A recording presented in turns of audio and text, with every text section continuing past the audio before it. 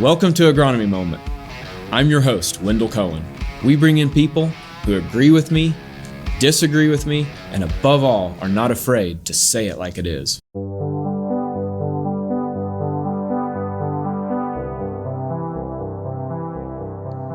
right, welcome back everybody to Agronomy Moment. We are Selena's gonna help us stage corn today. It's something I always kind of need a little reminder on exactly how to do this. And what we're working with is that we get to this time of year, corn starts to lose its lower leaves, right, Selena? Yeah. Some of those bottom leaves, we can't see exactly where it started with. This could be due to heavy rain, hail, and just from getting old. Yep. Older, I should say. Yep. Yeah, and the reason why it's important to know is if you lose those lower leaves, and a lot of times it's going off herbicide labels right now is why a lot of us would need to know, what stage our corn plant is at just to be on label with our herbicides. So that's kind of why, one of the reasons why we're going through this here is just to have a good knowledge of where our plants are, making sure we're staying on those labels. So we went out, dug a corn plant, and using the tailgate here, it's a little bit better background than the dirt and the field. And out in the field, we could guess these plants to probably be around V6, V7.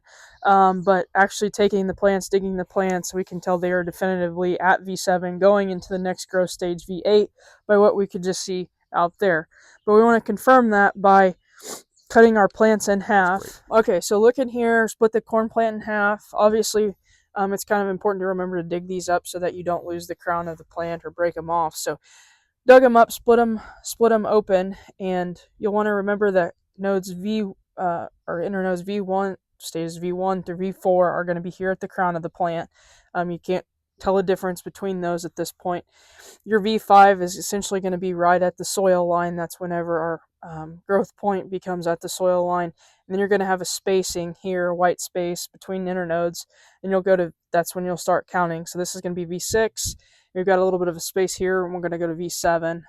Same thing over here, V6, and then we go to space, and we'll go to V7. And here, this side might be a little bit easier to see, but we do have a touch of a white space, but not enough there to consider that plant V8 to V8. Perfect. And just a quick note here on, we were talking a few weeks ago about, I'm just shifting gears to diseases. Is this a sign of crown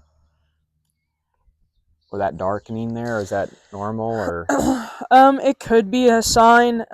What Wendell's talking about here is the crown of the plant is what I would consider maybe a little bit darker, kind of more brown rather than this white color that we would anticipate to see.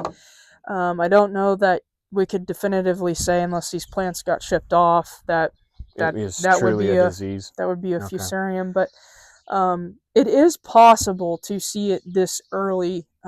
It's just definitively really hard to tell if that is exactly what's going on. But got it. Most of the time, just a little bit of a tangent here going on, that is, we do get that fusarium infection early, as early as now, because it favors the weather pattern that we have this year. Yes. Again, so yes.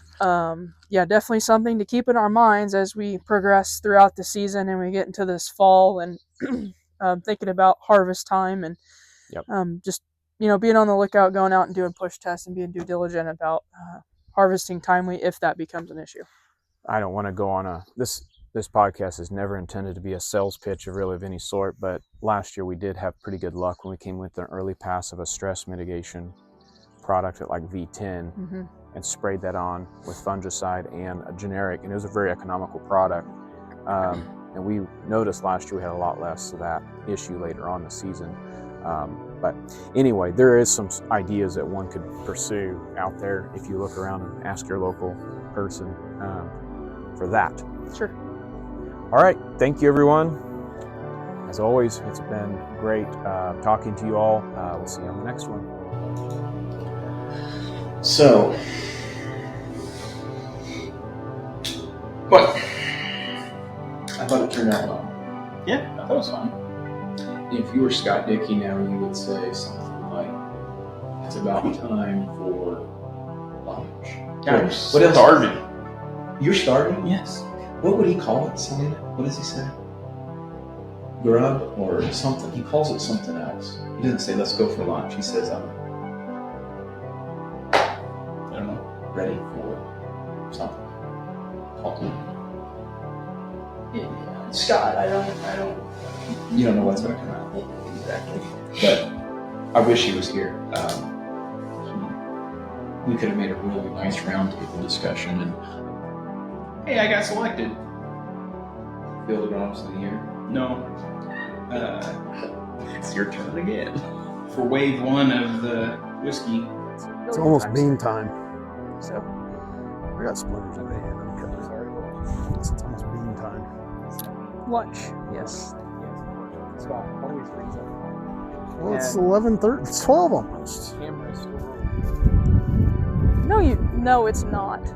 Oh, God. Tailgate talking about something that kind of get that kind of little move where they're like I was shutting it off and I just kind of coming back. Yeah, I got that splinter dissected out.